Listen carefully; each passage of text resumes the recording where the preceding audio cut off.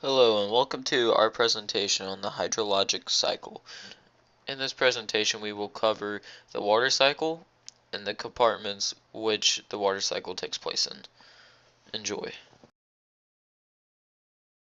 The water cycle is important to nature to provide precipitation for plants and animal life. This process involves evaporation of moisture from land and water into the atmosphere. As evaporation occurs, the relative humidity increases. This is commonly experienced on a hot summer day. A lot of moisture in the atmosphere makes conditions right for rain clouds to form and heavy precipitation to fall. When it rains hard, runoffs occur in which the water runs into streams, lakes, and rivers. When the atmosphere reaches a saturation point, the water molecules then can be seen on objects either by raindrops, which are precipitation, or condensation. Condensation is evident when the atmosphere is full of moisture and the temperature cools down. The moisture shows up as the dew point. Elements in the air help to make this happen. These particles, like dust and smoke, are condensation nuclei, which help to make the dew. In the winter time or in the high elevations, the precipitation may occur in frozen forms of snow and ice. When the temperatures are extremely cold, snow may evaporate in its frozen form by sublimation. This requires the atmosphere to be very dry and cold. The cold and dry part on a mountain is usually called the rain shadow. The rain shadow is the dry side of a mountain because there is wind on that side which pushes the water off the other side.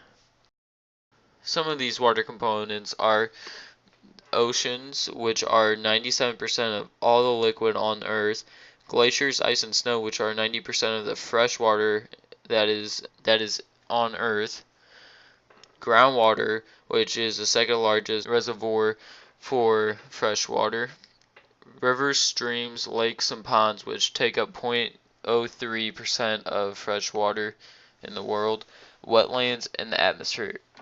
The atmosphere counts as a water compartment because it stores water vapor and clouds in the air. There are many different types of things that happen in these water compartments in the hydrologic cycle.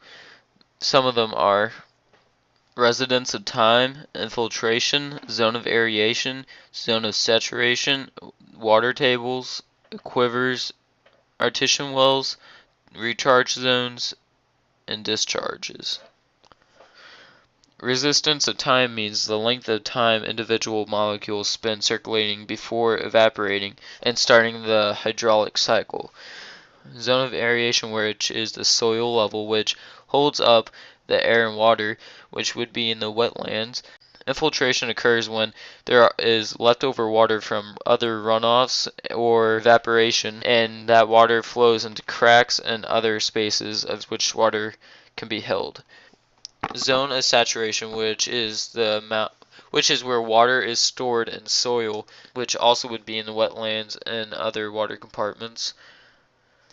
Aquifers are when water gets into sand, gravel, or rock, which is below most of water's surfaces. Artesian wells are when water is pressurized and forms a dent or a hole on whatever it is laying on.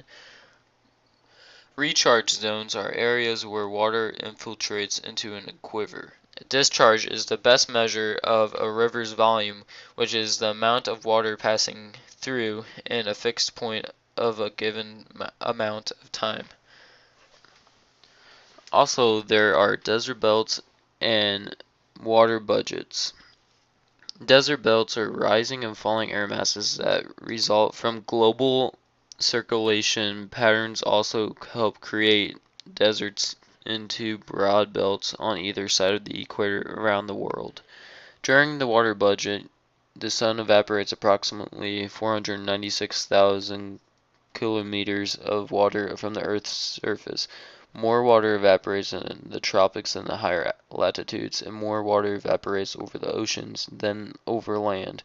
Although the oceans cover about 70% of the Earth's surface, they account for 86% of the total evaporation. 90% 90% of the water evaporated from the ocean falls back on the ocean as rain.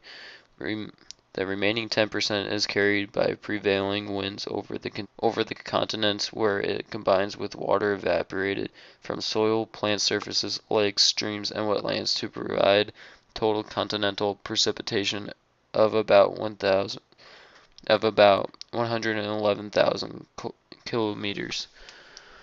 Thanks for watching our explanation of the water cycle and the compartments of water.